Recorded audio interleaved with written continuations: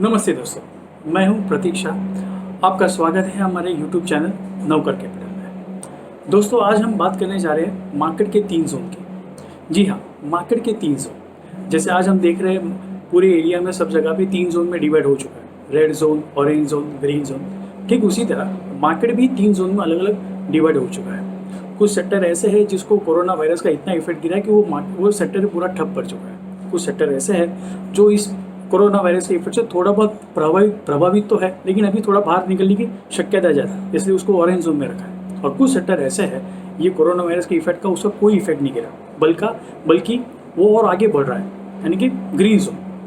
तो आइए बात करते हैं मार्केट के 3 जोन के बारे में। सबसे पहला जोन है रेड जोन। रेड जोन में सबसे पहले सेक्टर आता है banking and non banking finance companies. Banking और नॉन बैंकिंग फाइनेंस कंपनी को सबसे बड़ा प्रॉब्लम आ रहा है एनपीए का। जैसे कि हम जानते हैं लास्ट 3 मंथ से हमको आरबीआई की वजह से बेनिफिट मिला है कि आप 3 महीने के लिए चाहिए तो आप ईएमआई मत पे कीजिए, आप आगे जाके आपका ईएमआई पे कर सकते हो।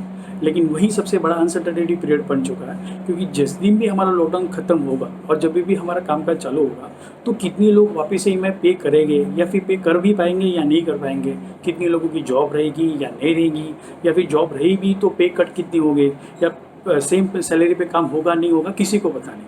तो जब भी मार्केट में ऐसी कोई अनसर्टेनिटी क्रिएट होती है तो वो सेक्टर पे या फिर उस स्टॉक पे बराबर नेगेटिव इफेक्ट आता है। तो फिलहाल के लिए बैंकिंग और नॉन बैंकिंग हमारे लिए रेड जोन में, जहाँ पे इन्वेस्टमेंट करने से पहले 2 बार सोचना चाहिए कि आप कैसे स्टॉक्स पे इन्वेस्टमेंट कर रहे हो और कौन से लेवल पे इन्वेस्टमेंट कर रहे हो। दूसरा सेक्टर आता है aviation, tourism and hotel industry. आपने देखा ही होगा, जैसे ही लॉकडाउन सबसे पहले स्टार्ट हुआ, सबसे पहले aviation sector, railway sector, transportation सबसे पहले बंद कर दिया। और यही सेक्टर है जो लॉकडाउन खुलने के बाद भी बहुत देरी से खुलेगा, या फिर इमीडिएटली तो होगा ही नहीं, क्योंकि आज भी अगर थोड़ी बहुत एक्टिविटी चालू भी हो रही है तो स्टेट टू स्टेट आदमी लोगों को भी आने जाने की परमिशन नहीं है। तो ये सेक्टर कब खुलेगा और उसमें बहुत सारे चेंजेस करने पड़ेंगे, वो चेंजेस कैसे रहेंगे। जैसे कि बात हो रही थी कि एविएशन सेक्टर में 3 सीट जो रहती है, उन 3 सीट में भी बीच की सीट खाली रखनी चाहिए। कुछ लोग कह रहे हैं खाली रखेंगे तो टिकट की प्राइस बढ़ जाएगी, कुछ लोग कह रहे हैं नहीं कर सकते। तो ये बहुत सारा क्वेश्चन मार्क वाला पार्ट रहने वाला है कि ये कैसे करेंगे। तो सेम वही पॉइंट कि भाई इसमें भी अनसर्टेनिटी है कि भाई ये कैसे चलेगा। तो ये सेक्टर भी हमारा रेड जोन में है। तीसरा सेक्टर आता है ऑयल कंपनीज, यानी ऑयल प्रोडक्शन। आपने देखा ही होगा क्रूड ऑयल के प्राइसेस निगेटिव पे चले गए, यानी कि हिस्ट्री में पहली बार ऐसा हुआ कि क्रूड ऑयल के प्राइस $0 से भी नीचे चले गए। आज की डेट में वो $20 के आसपास चल रहा है, जो नॉर्मल उसका रेट चला था $60 to $65 के आसपास। तो सेम वही चीज़ है, लॉकडाउन खत्म होने के बाद भी इमीडिएटली ऑयल की डिमांड बढ़ेगी नहीं बढ़ेगी किसी को पता है नहीं, यानी कि प्राइसिंग उस लेवल पे तो आ नहीं सकती, या फिर आएगी भी तो उसको बहुत टाइम लगेगा। तो फिलहाल के लिए ऑयल सेक्टर भी आपका रेड जोन में आता है। चौथा सेक्टर आता है लग्जरी प्रोडक्ट्स। लग्जरी प्रोडक्ट्स में जैसे high end flats, real estate product आ गए, या फिर हाई एंड कार आई, बाइक्स है, या फिर जो लग्जरी प्रोडक्ट हम मानते हैं वो सारे प्रोडक्ट पे डिमांड इमीडिएट बेसिस पे आने की शक्यता बहुत कम है। तो जो कंपनीज ये प्रोडक्ट सेल आउट करते हैं वहाँ से थोड़ा इन्वेस्टमेंट करने से बचना चाहिए। तो ये 4 सेक्टर हमारे रेड जोन में है। अब बात करते हैं ऑरेंज जोन की। ऑरेंज जोन में सबसे पहले सेक्टर आता है हमारा इंफ्रास्ट्रक्चर। जैसे कि गवर्नमेंट ने बताया कि उनका सबसे पहला फोकस इंफ्रास्ट्रक्चर पे ही रहने वाला है, जहाँ पे सबसे ज़्यादा जॉब क्रिएट कर सकते हैं। अभी इंफ्रास्ट्रक्चर में स्पेसिफिक कंपनी देखने जाएंगे तो कुछ ज़्यादा कंपनी मिलती नहीं है, लेकिन इंफ्रास्ट्रक्चर को रिलेटेड जो कंपनीज है, यानी कि जो उनको सप्लाई करती है, जैसे कि आपका सीमेंट सेक्टर हो गया, मेटल सेक्टर हो गया, उनकी अभी डिमांड बढ़नी चालू हो जाएगी, या फिर वो कंटिन्यूटी बढ़ती रहेगी। तो वो ऑरेंज जोन में आता है। दूसरा सेक्टर आता है ऑयल मार्केटिंग कंपनी। अभी ऑयल मार्केटिंग कंपनी और ऑयल प्रोड्यूसिंग कंपनी का डिफरेंस वही आ रहा है। ऑयल प्रोड्यूसिंग कंपनी में इशू आ रहा है कि आपको डॉलर के बैरल के हिसाब से रेट मिलते हैं, वो तो कम हो गए, लेकिन वही ऑयल मार्केटिंग कंपनी को उनका एक फिक्स मार्जिन रहता है जो उनको मिलता ही रहता है। फिर वो दिन में 1000 लीटर पेट्रोल बेचे या 100 लीटर पेट्रोल बेचे, उनको मार्जिन मिलने वाला है। और जैसे ही हमने देख रहे हैं कि अभी हल्लो स्लोली गवर्नमेंट सारे ओपन करने जा रही है सारे सेक्टर्स को, तो वहाँ पे सबसे पहले लाइन हम देख रहे हैं पेट्रोल पंप पे, गैस स्टेशन पे लग रही है। तो आप ऑयल मार्केटिंग कंपनी है, गैस स्टेशन वाली कंपनी है, जैसे इंद्रप्रस्थ गैस वगैरह कंपनियाँ हैं जो मोनोपोली बिजनेस भी है और उनको गैस ही बेचते हैं वो, तो उनको उनका फिक्स मार्जिन भी मिलते रहता है।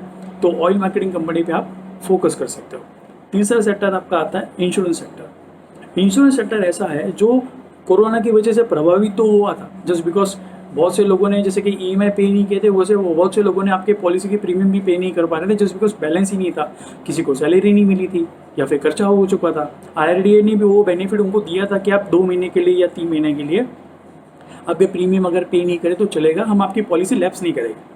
तो ये इफेक्ट हो गया निगेटिव। लेकिन एक पॉजिटिव इफेक्ट ये भी आगे जाके देखने को मिलेगा कि जिन लोगों ने पॉलिसीज लेना अवॉइड किया था कि भाई मुझे क्या लेने की ज़रूरत है टर्म प्लान, या फिर मुझे मेडिक्लेम प्लान की कोई ज़रूरत नहीं है, तो ये जो इफेक्ट अभी आया है उसका सबसे बड़ा इफेक्ट इनको यहाँ पे गिरेगा कि हर कोई बंदा सबसे पहले मेडिक्लेम और टर्म प्लान लेगा। तो इंश्योरेंस सेक्टर की डिमांड बनी रहेगी, यानी कि यहाँ से आगे जब भी लॉकडाउन की सिचुएशन क्लियर होगी या जो भी हम आगे जाके एक्टिविटी क्लियर होगी, वहाँ पे सबसे पहला बेनिफिट मिलेगा इंश्योरेंस सेक्टर को। तब इंश्योरेंस सेक्टर को हम लोग ऑरेंज जोन में डाल सकते हैं। अभी बात करते हैं ग्रीन जोन की। ग्रीन जोन में सबसे पहला सेक्टर आता है आपका फार्मा सेक्टर। अभी फार्मा सेक्टर की बात आपको पता ही है, हर कोई अभी दवाई के पीछे ही है, हर कोई दवाई ढूंढ रहा है कि भाई वैक्सीन का कैसे करे। तो जिस दिन भी वैक्सीन आना है सबसे पहला फार्मा सेक्टर को ही वो प्रोडक्शन की डिमांड आएगी, सारी कंपनी को बेनिफिट मिलेगा। और ऊपर से सारी डिमांड दवाइयों की डिमांड है। US FDA के जो इश्यूज आ रहे थे फार्मा सेक्टर को, जो 2015 के बाद सारी कंपनीज को US FDA के प्लांट को US FDA के अप्रूवल नहीं मिल रहे थे, लेकिन आप पिछले 2 हफ्तों से या 1 महीने से आप देख रहे हो कि US FDA से सारे अप्रूव्स उनको फटाफट मिलना चालू हो चुका है। यानी कि दवाई की डिमांड है और आगे आने वाले 1-2 साल के लिए फार्मा सेक्टर परफॉर्म करने वाला है। अभी फार्मा सेक्टर में हम चूज़ करेंगे ना कि specific stock. I will suggest कि आप एक फार्मा फंड में इन्वेस्टमेंट कीजिए।